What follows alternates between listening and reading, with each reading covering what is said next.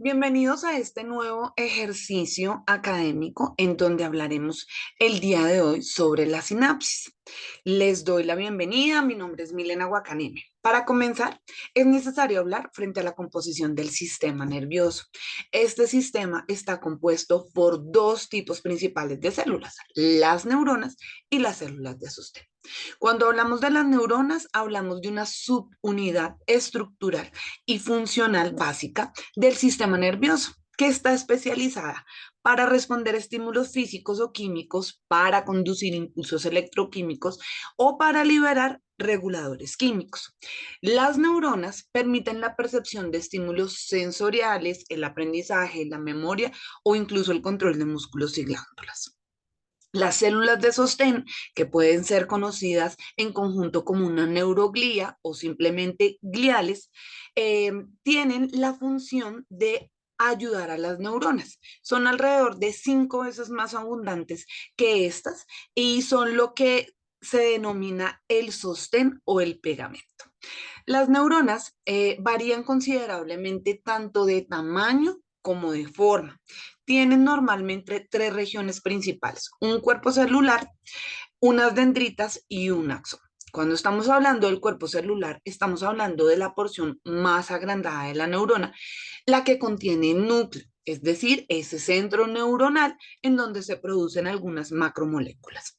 Cuando hablamos de las dendritas, estamos hablando de esas prolongaciones delgadas y ramificadas que se extienden desde el citoplasma del cuerpo celular.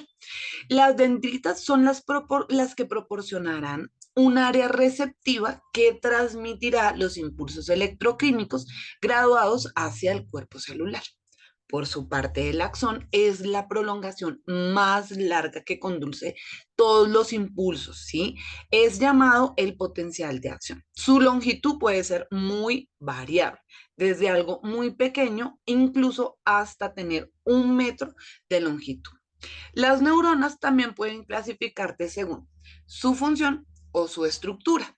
Cuando hablamos de su función, estamos hablando de neuronas sensoriales, neuronas motoras, neuronas de asociación. Las neuronas sensoriales o aferentes son las que conducen los impulsos de los receptores sensoriales hacia el sistema nervioso central. Cuando hablamos de las neuronas motoras, estamos hablando de las neuronas eferentes que conducen los impulsos hacia afuera del sistema nervioso central, hacia órganos efectores, como por ejemplo los músculos o las glándulas. Y cuando hablamos de las neuronas de asociación, también son conocidas como interneuronas y están localizadas por completo dentro del sistema nervioso central y desempeñan la función de asociación o de integración del sistema nervioso. Pero también podemos hablar de una clasificación según la estructura. Esta estructura se basa en el número de prolongaciones que extienden desde el cuerpo celular de la neurona. Existen, como ustedes pueden ver en la imagen, neuronas pseudo unipolares, que tienen una prolongación corta que se ramifica como una especie de T y forma un par de prolongaciones aún más largas. Existen las neuronas bipolares que tienen dos prolongaciones, una en cada extremo. Por ejemplo, son las que se encuentran en la retina del ojo. Y existen las neuronas multipolares, que son el tipo más común de neuronas. Estas tienen varias dendritas y un axón que se extiende desde el cuerpo celular. Las neuronas motoras, por ejemplo, son un buen ejemplo de este tipo de neuronas. Todas las células del cuerpo mantienen una diferencia del potencial o del voltaje a través de la membrana o potencial de la membrana, en el cual el interior de la célula tiene una carga negativa en comparación con el exterior de la célula. En las neuronas, por ejemplo, es de -70 millibytes. Esta diferencia de potencial depende en gran parte de la propiedad de permeabilidad de la membrana plasmática. La membrana atrapa dentro de la célula moléculas orgánicas grandes con carga negativa y permite solo la difusión limitada de iones inorgánicos que tienen carga positiva. Estas propiedades dan por resultado una distribución desigual entre los iones a través de la membrana. Cuando hablamos de la acción de las bombas de sodio y de potasio, también podemos entender que ayudan a mantener una diferencia entre ese potencial, porque bombean hacia afuera 3 iones de sodio por cada 2 iones de potasio, que transportan hacia la célula. Es parte de un resultado de estas bombas la concentración de sodio, que es más alta en el líquido extracelular que va dentro de la célula, mientras que la concentración de potasio es más alta dentro de la célula. Si la estimulación apropiada causa un flujo de cargas positivas hacia la célula, la línea se desviará hacia arriba y este cambio se llama despolarización, porque la diferencia del potencial entre los dos electrodos se reduce o su registro se reduce. El regreso del potencial de la membrana en reposo se conoce como repolarización. Si la estimulación hace que el interior de la célula se torne más negativo que el potencial de la membrana en reposo, la línea del osciloscopio, que estaba acá, se desviará hacia abajo. Este cambio se conoce como hiperpolarización y la hiperpolarización puede originarse por cargas positivas que abandonan la célula o por cargas negativas que entran a la misma. Estos cambios de la difusión de potasio y de sodio y los cambios resultantes del potencial de la membrana que producen constituye un evento llamado potencial de acción o impulso nervioso. Así, la amplitud o el tamaño de este potencial de acción es de todo o nada. Cuando la despolarización está por debajo de un valor umbral, las compuertas reguladas por voltaje están cerradas. Cuando la despolarización alcanza un umbral, se produce un cambio de potencial máximo. Dado que el cambio desde menos 70 hasta más 30 y de regreso a menos 70 solo dura alrededor de 3 milisegundos, la imagen de un potencial de acción es en una pantalla del osciloscopio se ve más como una espiga y por ende muchas veces a esos potenciales de acción también se les llama potenciales de espiga. Una sinapsis, por su parte, es la conexión funcional entre una neurona y una segunda célula.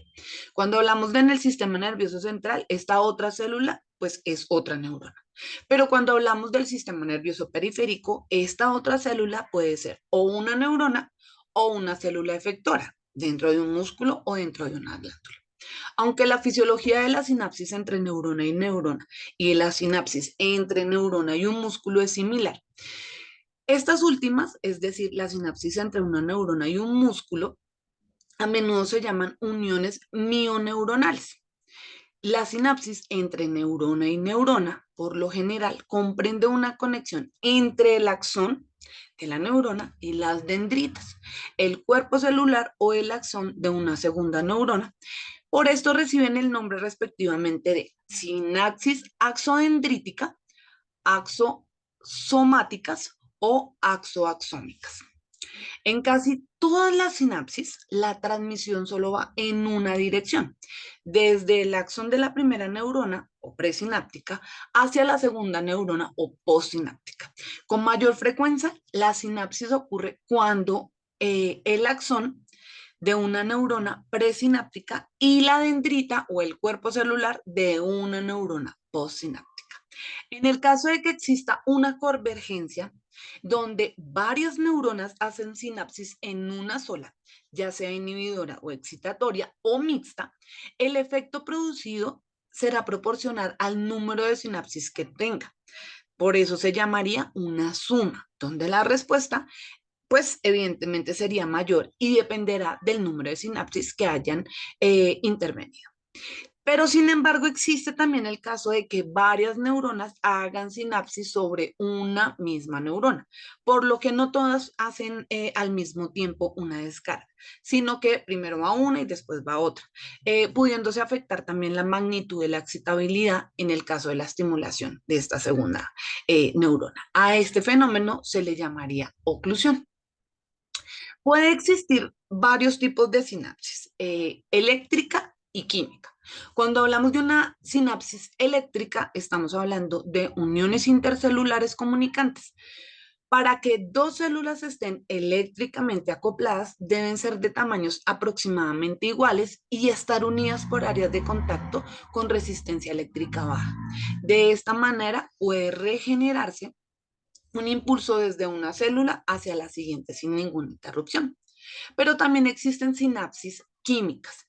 En esta la transmisión se hace a través, casi todas las sinapsis en el sistema nervioso son así, de tipo unidireccional y ocurre mediante la liberación de un neurotransmisor químico.